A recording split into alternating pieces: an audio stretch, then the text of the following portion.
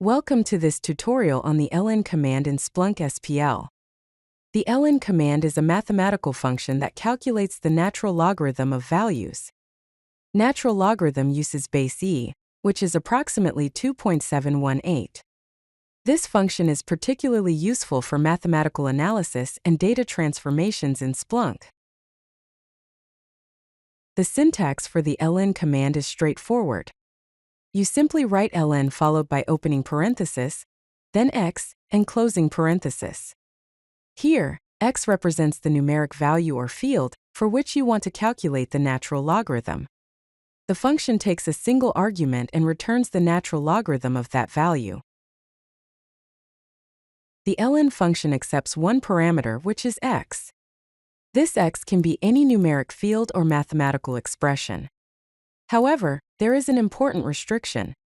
The value of x must be positive, meaning x must be greater than 0. This is because the natural logarithm is undefined for negative numbers and 0 in real number mathematics. Let's look at a basic example of how to use the ln command. We start by searching an index called sales. Then we use the eval command to create a new field called log_price that contains the natural logarithm of the price field. Finally, we use the table command to display both the original price and the calculated log_price values side by side. The ln command has several common use cases in data analysis. First, it's excellent for data transformation, particularly for normalizing skewed data distributions. When your data has extreme values or follows an exponential pattern, applying natural logarithm can make it more manageable for analysis.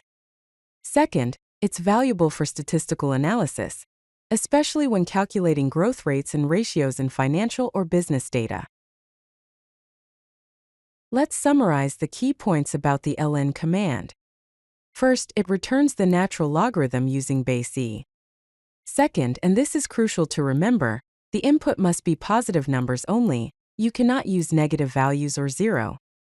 Third, this function is particularly useful for mathematical transformations that help normalize data or perform advanced statistical calculations in your Splunk searches.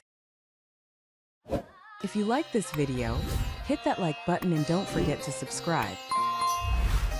Visit CodeLucky.com for more such useful content.